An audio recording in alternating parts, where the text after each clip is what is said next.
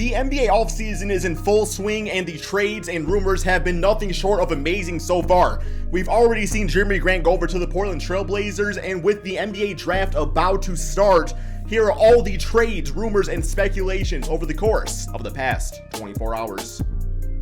Yo, what's going on, guys? Welcome to another 24-hour NBA offseason free agency trade draft update. The NBA draft is tonight. We have so much news to cover over the course of the past 24 hours. And actually, Woj just dropped a Woj bomb, man. So I think we're pretty set until the actual NBA draft begins. Keep in mind, guys, before we get going on this, I cannot grow this channel without you, man. I can put out bangers every single day, but I cannot grow the channel without your help, man. So please hit that subscribe button if you are new to the channel. Seriously, it means the absolute world to me. Your guys' support has been absolutely crazy. Like, we literally got like 80,000 views yesterday. I've not done that on this channel in a very, very long time. So thank you guys so much for your support.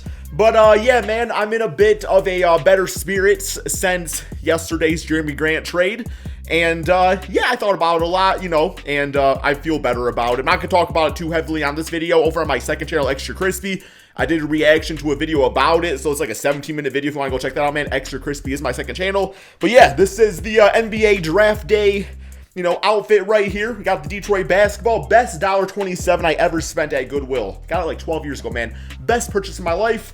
The triple XL Darko jersey I got was not. That thing, I think, is long gone by now. But yes, so let's get going here on these updates, man.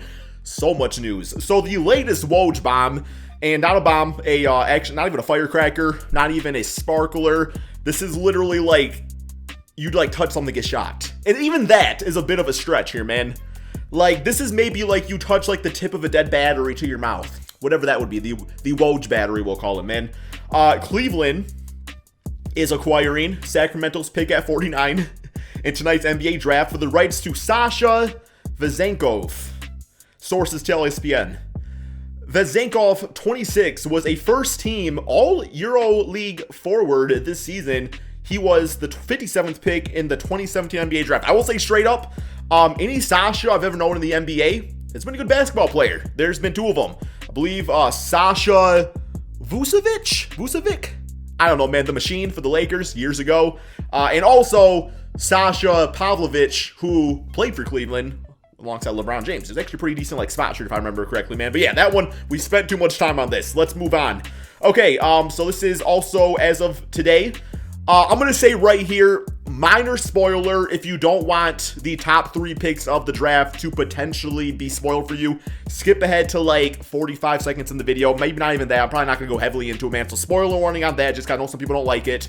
But per Woj, the team boards finalized today that the first, second, third pick of the NBA draft is increasingly firm per sources. Jabari Smith to the Magic, Chet to the OKC Thunder, and Paolo Banchero to the Houston Rockets. That's via Woj. We all know he gets information ahead of time. There's no guarantees that's going to happen, but it seems like that's probably the most realistic possibility. We'll talk more about that in tomorrow's NBA draft summary video. So yeah, I'll video tomorrow of the draft summary, just like every single pick, the trades, everything, it's kind of like what we're doing today.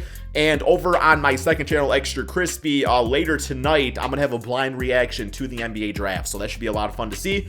Next thing we have here is obviously the latest 24 hours, Jerami Grant to Portland. I've talked so much about that, so we're going to move on from that one, man. We have Milwaukee Bucks guard Pat Connaughton is exercising his $5.7 million option to return for the 2022-2023 NBA season. Yeah, the Milwaukee Bucks definitely do not have like too many rotational wing players to spare, so it's good they got Pat back. I think that's a good move, and $5.7 million, price is probably right too. So yeah, good all around for both of them. This next one's huge, man. Like, please make sure you're sitting down for this one. Make sure you're in an environment where you are prepared to scream of anger or excitement. Maybe anger if you're a fan of this team, but excitement about the potential possibility that you can get this man on your team. Let's clear it up. This is via Sean Devney, or Sean Devney, however you want to pronounce his first name. S-E-A-N? It's probably Sean. Report. The Clippers are shopping Luke Kennard to teams ahead of the draft. And all I gotta say Clippers Nation, is we have a very tasty $23 million trade exception in a Jeremy Grant trade and a 2025 first round pick, top 4 protected Milwaukee Bucks pick that could be yours for one price of Luke Kennard. Just that 3-point shot next to Cade Cunningham. I still don't think it'd be bad, man. I know they got rid of him, but we got Saddiq Bey out of it. But hey, in this way, it's like, no, I don't know, man. But regardless, Luke Kennard, great 3-point shooter. I think he was around like 46% of the NBA season. Large contract, you know, and that's kind of becoming an issue in the NBA. Is I think Luke Kennard is more than just a 3-point shooter, for being quite honest. I think he really is somebody that can also get other players involved.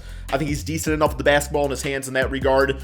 But I will say, obviously, he got his contract because he can shoot the 3 ball. And what's happening is you're getting a lot of players that are getting large contracts that can shoot the 3 ball, but are liabilities elsewhere. You know, 2 other prime examples. Davis Bertans got that, what was it, $70 million deal a few seasons back with the Washington Wizards.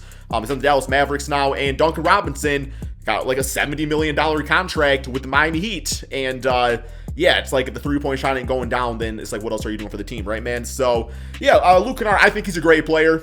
I don't think his contract's the worst in the world if you want a 3-point shooter, but we'll see where he ends up at. I think I've been hearing some links to the Chicago Bulls maybe, so we'll see about that, man. Next up, the Suns have made calls around the league to measure Jay Crowder's trade value.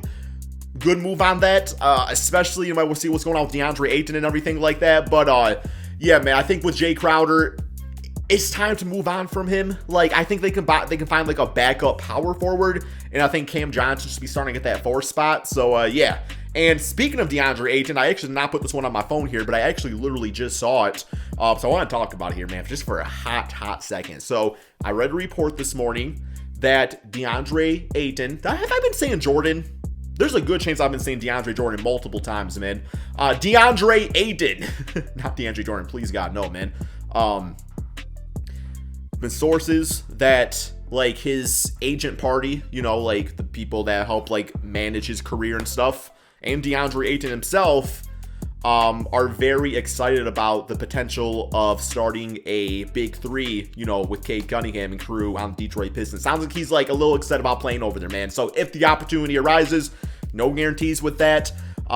You know, that's the big thing about the recent trade for the Pistons. They freed up, they have like $65 million. I think that's if they renounce rights on Marvin Bagley, that'll be $65 million in cap space, and DeAndre Ayton's like the heavily guy they're linked to. Keep in mind, he is a restricted free agent, so the Pistons can very well offer him a max contract. And keep in mind, to get free agents in Detroit, you typically have to pay a premium. So if the Suns don't see him worth as a max contract player, and the Pistons do give him that contract, you know, the Suns very well could match it, but also say like, you know, we were, what, a 64-win team this previous season. Yes, DeAndre Ayton was a big part of that, but money we can save and throw at other players in this case, we still think we can be successful. So that's kind of how I look at it, man. I love DeAndre Ayton in Detroit, though. Like, Andre with the D, DeAndre. Yeah, Andre Drummond was just a variant. Next up, we have, this is as of 10:33 p.m. Eastern time last night. The Wizards have been willing to discuss trade packages involving Kyle Kuzma and KCP, which I think makes a lot of sense. There's a lot of forwards on that Wizards team. And me personally, I think Kristaps should be a power forward. I know very well he can play center, and that's, you know, just based off of his mobility, that's probably where he'll end up playing. But, you know, I like the idea of Kristaps at the 4 spot, Daniel Gafford at the 5. I really like Daniel Gafford a lot, man. And obviously they got Deni Avdija on the team. They got Rui Hachimura. You know, they got a lot of forwards on this team already, and we don't know who they're going to draft yet either. So it makes sense. I think Kuzma and KCP are both guys that for some reason always get linked together in trades, but also going to help out a contender right now, which I know, yo, low-key, what about maybe like the Portland Trailblazers going for like a KCP and Kuzma would be kind of nice too, man. I don't know, something like that. But yeah, what do you guys, what teams do you think should go for Kuzma and KCP? Let me know in the comment section below. This is a big one right here. Like, this might happen soon. I mean, before the draft. So we'll see about this. Might be doing another video pretty soon here, man. We have the Blazers are pursuing a trade for OG with their number 7 overall pick. Yo, if they're pulling in OG to the Portland Trailblazers with Jeremy Grant, Anfernee Simons at the 2, Damian at the point guard spot, find you another center, maybe a Mitchell Robinson, or you just bring back Nurkic, who I think is fine, knows the system at least. That's a pretty damn deadly team, man. Now, my issue with is that OG would need to step up and become like a most improved player candidate, plain and simple, because Jeremy Grant was a number 1 option on a really bad team. I think Jeremy Grant is a 2 option on a mediocre type of team. I think for this Portland team to get to what they want to be out there, he has to be a third option, and someone he has to step up and be that second option. I think it has to be OG. You don't want a case where you have number one option Damian Lillard, then a team full of third options, and never have that CJ type of guy that can step up, right? So somebody would really have to step up to the plate there and do that. Here's another big one, man. I'm trying to keep the video not too long because I know there's gonna be a lot more things to talk about, today and everything, but there are credible rumblings in circulation that Kyrie Irving has indeed had some recent contact with LeBron James to presumably discuss a potential reunion in Los Angeles. And I've seen multiple people kind of post about, I don't know if this was a source somewhere, just something people are talking about, saying that there's a chance Kyrie would sign for that mid-level exception, which is about $5.7 million for a one-year contract. Because that would be a very Kyrie thing to do, man. That would be a very Kyrie thing to do. Like, sign for that cheap contract, play with LeBron James and Russell Westbrook. Maybe they get rid of Russell at that point. I don't really know. I'm a fan of a team that's years away from contending, so I'm here from it as an NBA fan. If you're a contending team, I'd be a little pissed off about it, but we'll see what happens. Like, so many things are talked about. Here's another one right here. The Cavs have had conversations with the Spurs on a trade for DeJounte Murray. I've also seen DeJounte linked to the Atlanta Hawks about this too. And, when it comes down to DeJounte, I've spoken about this a few times, and it's always response with Spurs fans saying, there's no way we get rid of DeJounte. There's no way it's going to happen, man. No way, no way, no way. And I know a lot of it's denial. Like, we have our favorite players. Obviously DeJounte was an all-star this season. He's been around his entire career with the Spurs. So I see, like, the denial part of it, but come on, man. Like, DeJounte Murray getting traded, is that the craziest thing that we've ever seen? Like, is that going to be the thing that we should say, like, there's no way this happens? Like, we've seen some crazy stuff happen in the NBA. I will tell you, as a fan of this team right here, man, do not count anything out, because one day you're waking up to a buyout for Blake Griffin. Okay? I don't want to say.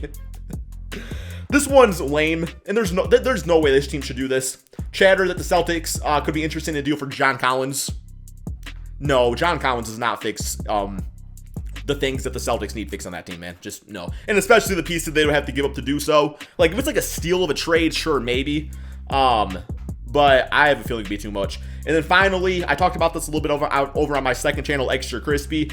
Kevin Durant isn't recruiting potential free agents. There is rumblings that if he, if Kyrie walks away, then Kevin Durant could request a trade. I don't know if that happens, though, man. Like, I could see why it would happen, but also I very much know that Kevin Durant's never requested a trade before. This is somebody that has played throughout his contracts for any team he's been to, man. Have that be the OKC Thunder, Golden State Warriors, now the Brooklyn Nets. So, I don't know. Like, I could see why he would do it, especially at this point in his career, especially coming off all the injuries and just being like, like, I fought back hard so I could contend again. You don't want to be on a team that's just not contending. So I could see it from that standpoint. But, guys, that is all we have for this video. I will be back, probably tomorrow morning with a full summary, draft, trades, all that good stuff. And if a crazy trade happens today, I'm sure I'll make a video on that. But like I was saying earlier, if you just got to the end of the video right here, check out the second channel, Extra Crispy, as my blind 2022 NBA draft reaction will be up there tonight. Thank you all so much for watching. Peace out, my friends.